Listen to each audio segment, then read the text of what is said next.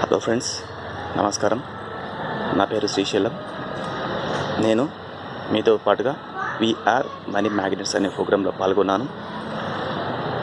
ఈ we are money అనే magnets అనే ప్రోగ్రాం మన జీవితంలో ఒక విప్లవాత్మకమైన మార్పులు తీసుకొచ్చిందని చెప్పవచ్చు. ఎందుకంటే మన జీవితాన్ని చూసుకున్నట్టయితే మనీ విషయంలో, మనీ వరల్డ్లో ఈ వీఆర్ మనీ మ్యాగ్నెట్ అనే ప్రోగ్రాంకి ముందు, ప్రోగ్రాం తర్వాత, సో అప్పుడు మనం ఎలా ఉంటాం, ఇప్పుడు మనం ఎలా ఉంటాం అనే ఒక విషయము మనకు స్పష్టంగా అర్థమవుతుంది. ఎవరైతే వీఆర్ మనీ మ్యాగ్నెట్స్ అనే ప్రోగ్రాం పాల్గొన్నారో వాళ్ళు మనీ వ్యూహ చక్ర అనే ప్రోగ్రాంకి పాల్గొనకపోవడం నాకు చాలా బాధగా అనిపించింది. ఎందుకంటే వీఆర్ మనీ మ్యాగ్నెట్స్ అనే ప్రోగ్రాము మనకు ఒక లెఫ్ట్ హ్యాండ్ లాక్ అయితే, మనీ వ్యూహ చక్రం అనేది మనకు ఒక రైట్ హ్యాండ్ లాక్ అనమాట. అంటే రైట్ హ్యాండ్ ప్రాధాన్యం ఎంత ఉంటుందో, అంటే ఇంపార్టెన్స్ ఎంత ఉంటుందో మనకు బాగా తెలుసు. అంటే మనము 2 రోజులు వర్క్షాప్ అటెండ్ అయ్యామంటే అది మనకి ఎలా హెల్ప్ చేస్తుందంటే, ఒక ఎడమ చేతిలాగా హెల్ప్ మాత్రం చేస్తుంది. అంటే మనకు హెల్ప్ అనేది, మనకు ఒక సూచన అనేది తక్కువగా ఇవ్వడానికి అవకాశం ఉంది. అంటే 100% మనకు మన ఎడమ చేతితో మనం తక్కువ పనులు చేసుకుంటాం, తక్కువ గ్రిప్ ఉంటుంది. అదే మనీ వ్యూహ చక్ర ప్రోగ్రాంకి వచ్చినట్టయితే మనము ఎడమ చేతిని కుడి చేతిని కలిపి ఎలా వర్క్ చేస్తామో అలా ఉంటుంది.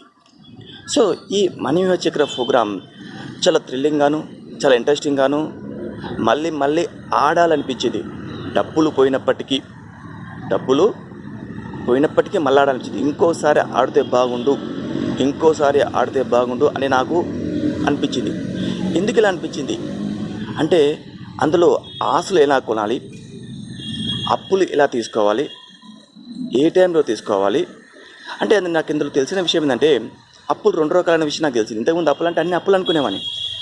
అప్పులు 2 రకాలైన తెలిసింది. ఎలా అంటే productive loans, unproductive loans. Productive loan అంటే మనకు ఒక బిల్డింగ్ ఉంది, బిల్డింగ్ అమ్ముతున్నారు ఎవరో, మన దగ్గర డబ్బులు లేవు, 10 రూపాయల ఇంట్రెస్ట్ కన్నా తీసుకొచ్చి ఆ బిల్డింగ్ని కొంటాం.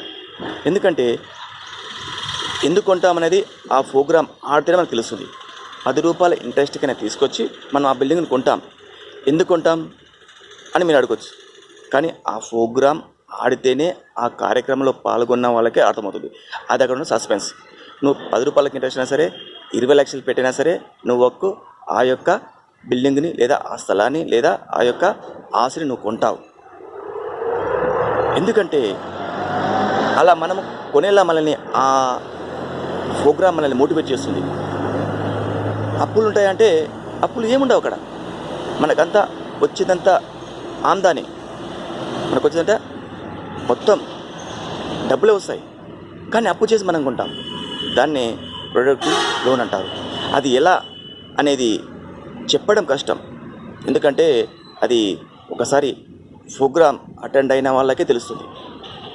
ఎవరైతే ఆ ప్రోగ్రామ్ అటెండ్ కాలేరో వాళ్ళని చూస్తే నాకు కొంచెం జాలి, బాధ కూడా కలుగుతుంది. నేను కూడా కావద్దనుకున్నాను, అవసరం మనకు అనుకున్నాను. కానీ ఏదో ఫోర్స్ నన్ను అటువైపు నెట్టుకెళ్ళిపోయింది. నన్ను తీసుకెళ్ళిపోయింది. మేము రఫ్గా మనం 20-26 మందిని పాల్గొంటే ఓన్లీ 4 మెంబర్స్ మాత్రమే పాల్గొన్నాం. మళ్ళీ ఆ 4 మెంబర్స్లో 2-3 టైమ్స్ ఆడిన వాళ్ళు 3 మెంబర్స్. అందులో ఒక మెంబర్ మధ్యలో డ్రాప్ వెళ్ళిపోయాడు.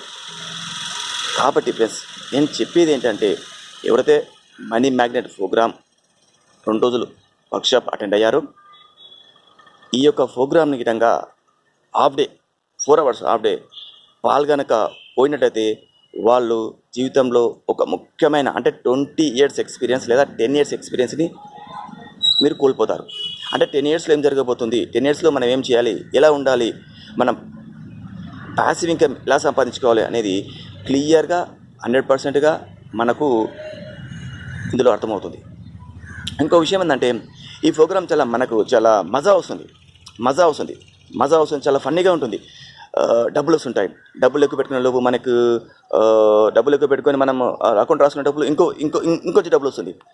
అవి రాసిన లోపల మళ్ళీ ఉన్నటువంటి ఆపర్చునిటీ వెళ్ళిపోతుంది, ఉన్నటువంటి అవకాశం వెళ్తుంది. అంటే మనం ఇందులో ఫ్రాక్షన్ ఆఫ్ సెకండ్స్లో మన యొక్క జీవితాలు ఎలా తలకిందులవుతాయో, ఎలా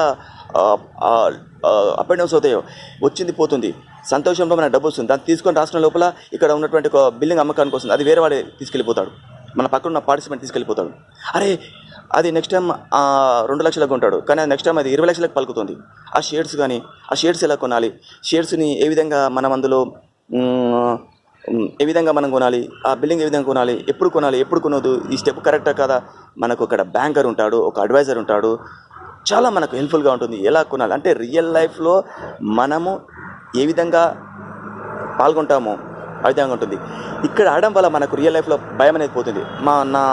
నా కో పార్టిసిపెంట్ ఒక అతను అవుతున్నాడు, అతనికి ఆడేది ఆట అని తెలుసు, అందులో వచ్చినట్టు మనకి ఇచ్చినటువంటి డబ్బులు నిజమైన డబ్బులు కావని తెలుసు, అయినప్పటికీ అతని డబ్బులు ఎక్కువ వస్తున్నాయి, 2 లక్షలు 3 లక్షలు వస్తున్నాయి. అప్పటి అతను షివరింగ్ మొదలైంది. అంటే ఆ ఆటలో అతను అంత 100%, 500%, 1000% లీలమై ఆడుతున్నాడు, సూపర్గా ఆడుతున్నాడు. అతనికి షివరింగ్ వచ్చేసింది. ఆ షివరింగ్ వచ్చిన పర్సన్ నెక్స్ట్ టైం ఆడినప్పుడు ఆ షివరింగ్ అనేది పోయింది, ఆ టెన్షన్ పోయింది, ఆ యొక్క భయము, ఆ యొక్క ఆతృత అనేది పోయింది.